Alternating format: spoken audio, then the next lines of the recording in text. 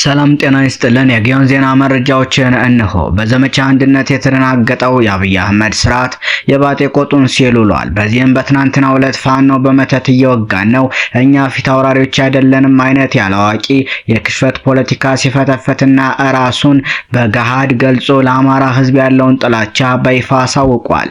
በዛሬው ዕለት ደግሞ የፋኖ ምት ሲበረታባቸው ጥሬ የሆነ ፕሮፓጋንዳ የኢፌዴሪ መከላከያ ሰራዊት ምሽቱን አሰራጭቷል። የፋኖ ኃይሎች በህዋቱ ጀነራል ምግበይ ድጋፍና አይዞባይነት ኃይላቸውን አጠናክረው ወደ ዞን ከተሞች ለማጥቃት ሞክረው ነበር፣ ግን አሳፍረን መለስናቸው። ጀነራል ምግበይ የትግራይን ወጣት ሲያስፈጅ የኖረው አልበቃ ብሎት አሁን ደግሞ ከሻቢያ ጋርና ፋኖ ጋር ሆኖ ግጭት ጠንስሷል ሲልም ወቅሷል። አማራ፣ ትግሬና ኤርትራ በአንድነት ወይንም ፋኖ፣ ሻቢያና ህዋት አዲስ ጥምረት ፈጥረዋል፣ ግን እኛ መከላከያ ሰራዊቶቹ አንደፈርም፣ ደምስሰን መለስናቸው ሲሉም የከሸፈ ተራ ፕሮፓጋንዳ አሰራጭተዋል። ያማለ ይማለ ጓንጉሌ ተዳራ እንዲሉ የአማራ ፋኖ አደረጃጀቶች በአንድነት ጠላትን እያብረከረኩ የጠላት አዛዦችን መደምሰሳቸውን ቀጥለዋል። በትናንትናው ዕለት በጎጃም አገው ምድር በነበረው ዘመቻ አንድነት ኦፕሬሽን ኮሎኔል አባተና 2 ሻለቃ መሪዎችም እስከ ወዲያኛው ተሸኝተዋል። በተመሳሳይ በወሎ ላሊበላም የሰሜን ምስራቅ እዝ የሚኮራበት የሻለቃ ማዕረግ ያለው አንድ ከፍተኛ ወታደራዊ አዛዥና የላስታ ወረዳ ፖሊስ ጽሕፈት ቤት አመራርን ጨምሮ ከ30 በላይ ያገዛዙ ወታደሮች መገደላቸው ታውቋል። በሰሜን ወሎ ዞን ላስታ ላሊበላ ከተማ ትናንት መጋቢት 11 2017 ዓ.ም ከንጋት ጀምሮ እስከ አመሻሹ ከባድ ውጊያ ሲካሄድ መዋሉን የአማራ ፋኖ በወሎ ቤተ አማራ የላስታ ሳምኖ ኮር ህዝብ ግንኙነት መምሪያ ማሳወቆ ነበር።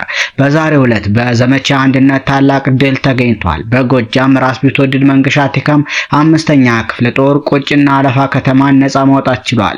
በዚያ ወደ ውጊያ ከ200 በላይ የታፈኑ ወጣቶችን አለፋ ከተማ ላይ ከታጎሩበት አስለቅቀዋል። ሸንዲ ወንበርማ ብርጌድ፣ ወርቅ አባይ ብርጌድ፣ ደጃች አስቡ ቡሬ ዳሞት ብርጌድ እና ወለጋ ፋኖ በጋራ ባደረጉት ውጊያ ከፍተኛ ኃይል መደምሰስ ሲቻል ቀሪውን ቁስለኛ ማድረግ ችለዋል። በተመሳሳይ ቡሬ ከተማ በባህር ዳር መግቢያ ተብሎ በሚጠራው ቦታ ደጃች አስቡ ቡሬ ዳሞት ብርጌድ ባደረገው ውጊያ ከ7 በላይ ጠላት የተደመሰሰ ሲሆን ከ15 በላይ ማቁሰል ተችሏል። ጃዊ መተከል 4ኛ ክፍለ ጦር መተከል ጣና በለስ ብርጌድ ፓዊ ወረዳ መንደር 22ን ተቆጣጥሮ ጠላትን ሲደበድብ ውሏል። ጠላት የደረሰበትን ምት መቋቋም ሲያቅተው ወደ መንደር 17 ሸሽቷል። በትናንትናው ዕለትም 4ኛ ክፍለ ጦር ታሪክ ሰርቶ አምሽቷል። ናሁሰናይ ብርጌድ ፊኒዳ ገብርኤል አካባቢ ከ10 በላይ መደምሰስ ሲችሉ በርካቶችን አቁስለዋል። መተከል ጣና በለስ ብርጌድ መንደር 24 በመቆጣጠር ካምፑን አቋጥለው የሚያስፈልጋቸውን ይዘው መመለስ ችለዋል።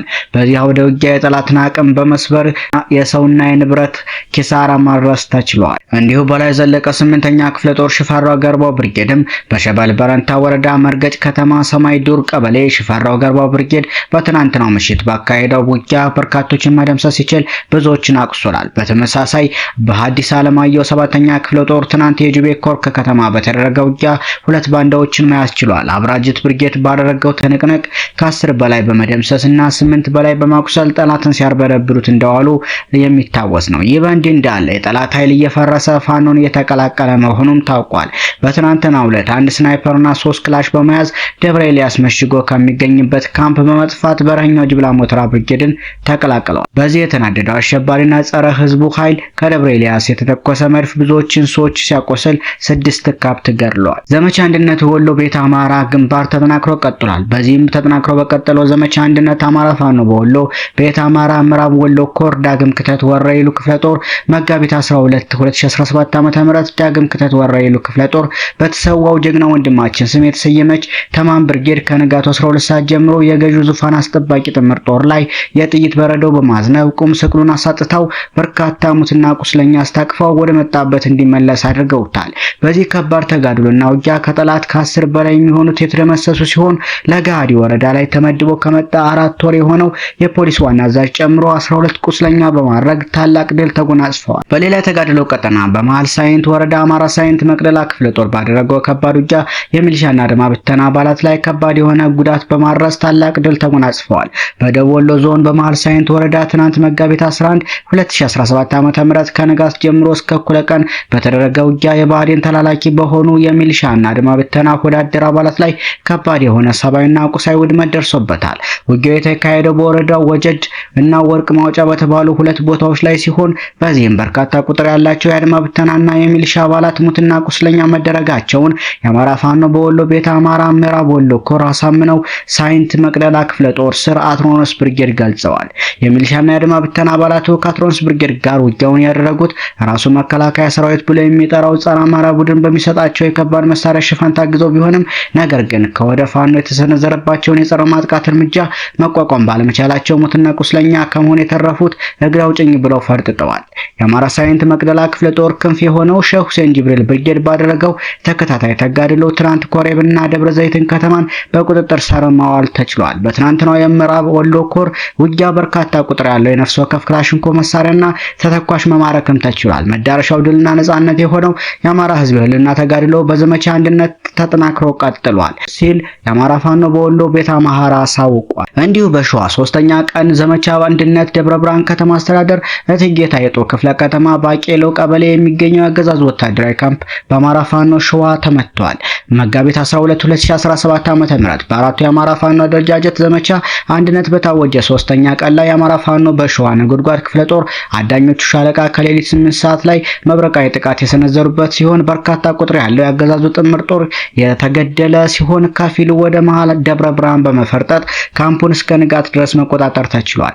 ይህ በእንዲህ እንዳለ የአማራ ፋኖ በሸዋ ከሰም ክፍለ ጦር ተስፋ ብርጌድ ወደ በረከት መቀመጫ ወደ ሆነችው መተብላ ከተማ ዘልቆ በመግባት አራት የመከላከያ አዛዥ አጃቢዎችን መደምሰስ ቻለ ሲሆን ቁጥሩ በውል ያልታወቀ የአገዛዙ ጥምር ጦር አባላት ማቁሰል ተችሏል። በተወሰደው እርምጃም በመደናገጥ አራት የሰራዊቱ አባላት አገዛዙን በመክዳት ብርጌዱን ተቀላቅለዋል። በሌላ መረጃ ከደብረ ብርሃን በቅርብ ርቀት ላይ በምትገኘው የባሶና ወረና ወረዳ ደበሌ ቀበሌ ሰፍሮ የከረመው የአገዛዙ ጥምር ጦር የአማራ ፋኖ ያወጀውን የዘመቻ አንድነት ከግምት በማስገባት በአማራ ፋኖ በሸዋ ደመሰሳለሁ ብሎ በመስጋት ወደ መሃል ደብረ ብርሃን ጓዙን ጠቅልሎ በሚጓዝበት ሰዓት በአማራ ፋኖ ሸዋ ነጎድጓድ ክፍለ ጦር ጋታው ብርጌድ በደፈጣ ጥቃት ተሰንዝሮበታል።